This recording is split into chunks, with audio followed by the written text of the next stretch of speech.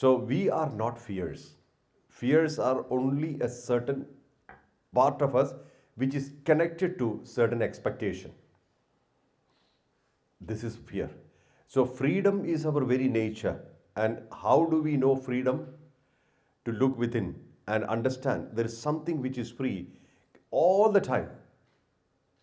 It goes with life after life after life, and when it leaves, we call it a dead body.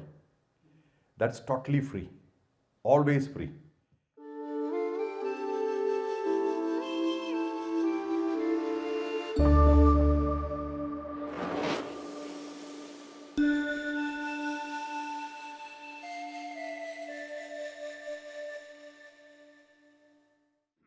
The subject is from fear to freedom. Freedom is our very nature. How do you know?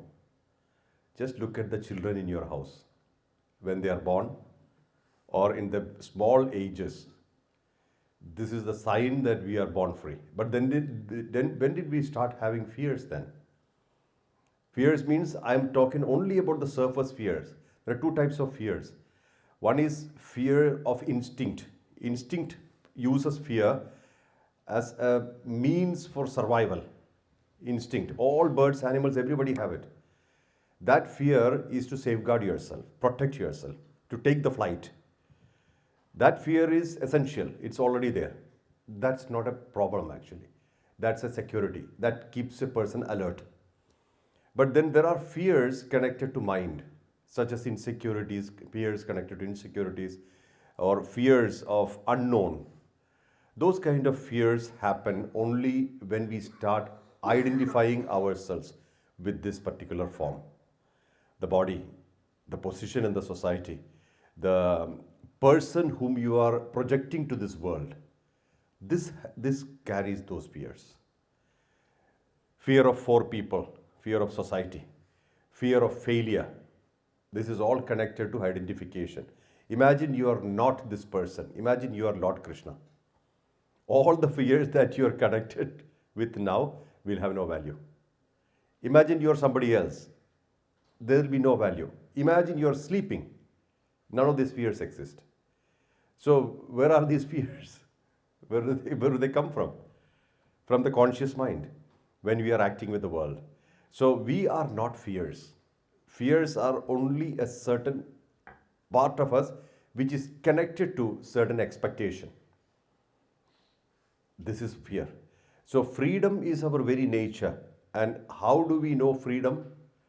To look within and understand there is something which is free all the time. It goes with life after life after life, and when it leaves, we call it a dead body. That's totally free, always free. Also, it has full freedom to leave any point in time. When the show is over, it leaves. We call it a tragedy, but it calls this particular thing as liberation. Okay, that's done now. Shift the page. Next one. Like that it goes. So there is an energy within us. This energy is completely unbound. It is not bound at all. And this always lives eternal inside us. So there is an eternity part within us.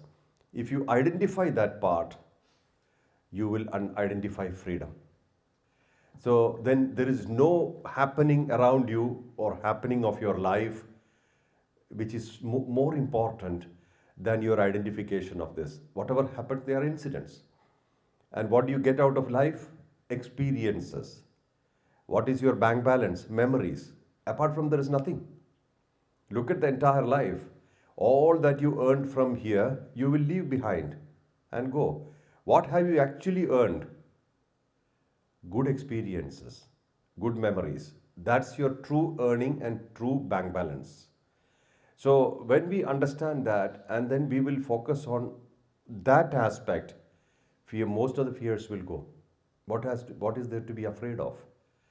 So this is a very, very fundamental thing. And please understand, life is going on and on and on. Bodies are changing, but patterns are not changing. If you happen to have fear patterns, they will keep repeating. That's why they say before at the last part of our life or before we die, we should have good thoughts, good things, good feelings, good interactions, so that we carry that out when we leave, and that comes back in the next one. So there is a cycle of this. So in each life, what best thing you can do is to connect to something higher and hold on to it. That's why mostly in India, we used to name children Krishna, Rama, all those, because that chanting happens spontaneously. Compulsive remembrance. Compulsive remembrance. This is why such names. Now it's all changed, but those, the idea behind those names are these kind of things. So that there is a compulsive remembrance. Because in the four parts, last is sannyasa, brahmacharya, grihastha, vanaprastha, sannyasa. In sannyasa part, it's remembrance which is very important.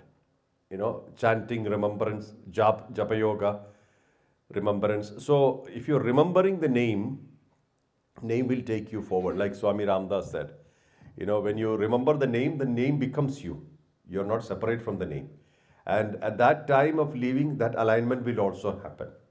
See, anyway, it's like a rented house. This is like a rented house. Someday you have to leave. And when you leave, you should leave elegantly. That's your right. So, this is why all these things are cultivated. And it's not about any age or any space or any situation. It's about us. It's about how we are, how we connect.